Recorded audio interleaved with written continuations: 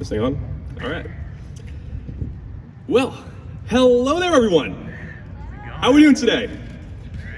Before I begin, thank you, each and every one of you, for even taking the time to come out here and celebrate all of us graduating today. We really appreciate it. Thank you so much. I mean, look at all of us. We did it. We're here. I mean, we did it unconventionally, and we did it. We're here. I mean, we're all here in person, you know? Like, as opposed to getting to, like, choose our new best virtual background for Zoom and all, right? You guys can actually see me now. Let's go! But now I can't wear a formal shirt and pajama bottoms. I mean, come on. All right. As I stand here, I realize that I've learned a lot of lessons in my life, and now it is such an honor to be able to stand here and share them with every single one of you. Seriously, thank you. We're all going on a journey, all of us. The destination is the future, whenever and whatever that is. And imagine if, when you were looking around your room, from all the life lessons that you had at your disposal, you could only pick the ones most important to you. We're about to head out there, all of us, and I want to take a few key lessons that I've learned and share them with you all so that you may take them into the future. So I made a list of 3 things, 3 P's for the sake of ease, that'll really help, I hope. Starting with preparation. Preparation is about readiness. It's you working hand in hand with what you want to make happen. If you want a job opportunity, let's say, you want to make some friends or have like better health, doing your part to move towards that is preparation.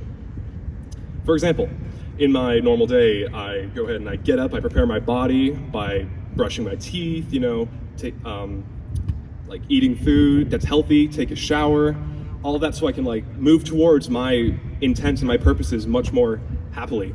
I also take a walk in the morning, which wakes up my mind and my spirit and makes me bring my happiness to the people around me. I also use something called a bullet journal.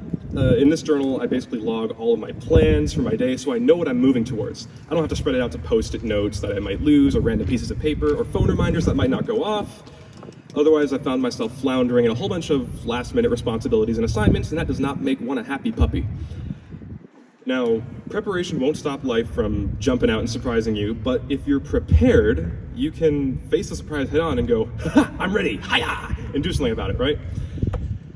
My mother said something that rang in my head about preparation. Preparation is a form of honor. And when we honor ourselves by preparing, we're honoring every opportunity and person that greets us. And that was my mom, really awesome. But what are you preparing for? And thus we arrive at my second P, your passions. Live your passions. It makes life so much fun. For instance, I study Japanese because I love the way it sounds in my mouth and it rolls off my tongue and it winds itself into phrases that I can understand and that I know I meant to say. It feels really good to have my brain gears kind of turn and grind as I try and figure out a sentence, but when I say it right, that is so rewarding. I heard a phrase once that's basically, "Tonari no kyaku wa yoku kakiku kyaku da." Now, it might sound like some kind of philosophical phrase out of a Japanese book, but it's actually a tongue twister, and it means the customer next to me often eats persimmons, and I love stuff like that. Now, I'm also passionate about American Sign Language, and while I love the structured tones of Japanese, the American Sign Language expresses itself in the same way, so differently. That was a bit of a contradiction, but I still love it. It's so much fun. So, for instance, if I was gonna go ahead and say like, oh, I was like using a computer doing my homework happily or something. I said I was like using the computer, and I'd be like, and I'd show the emotion, right? But if I was really kind of grumpy, was reluctant to do some work, I'd say, oh, I use the computer. And you can see it right there. But yeah, doing your passions doesn't mean there won't be hard things, of course. You still gotta do your taxes, you still gotta pay your bills, you still gotta work the craft, right? If you climb a mountain, yeah, you're gonna have to walk all the steps, you're gonna get a few blisters, but the view at the end, isn't that gonna be so worth it? Which leads me to my third and final P. You'll be prepared, you'll be passionate. This is why it's important to keep your peace. There'll be people out there who think that you should be doing something different than what you're currently doing. People can have their opinions, of course, but if you let their opinions rule you, they have power over you. because your piece is your power. It's your real estate.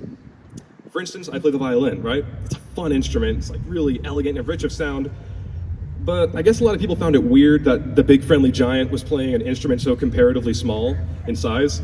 So they always say like, hey Caleb, you should play something different. You should play the cello, man. The cello is big, it has low tones, it'll work for you. And while the feedback is totally fine, I wanted to keep pressing on my thing, but they kept on like pushing me saying, hey Caleb, you should do it. Hey Caleb, stop!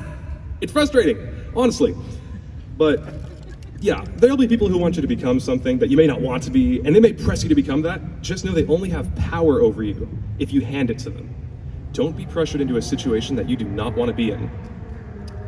A lady by the name of Susie Steiner, with The Guardian, wrote of the top 5 regrets of the dying. A number 1 for almost every single person was that they did not act true to themselves or do what they wanted to do. And they died with this regret. Let's not do that. So, be that awesome person. Be the one who's out there, prepared and ready for what the world throws at them. Be that passionate person who laughs and or sings and at their workplace, bringing joy to the others in their pursuit of what they do. Be the one who is so true, confident, and peaceful in yourself that you stand out. And in doing so, you will shine like a beacon to others. Because being peaceful in a crazy world makes you stand out. And you can show people just how powerful they can be if they just be themselves. So graduates, please pack your bags and prepare for takeoff. And once again, thank you for flying with iLead. To the future we go. Thank you very much.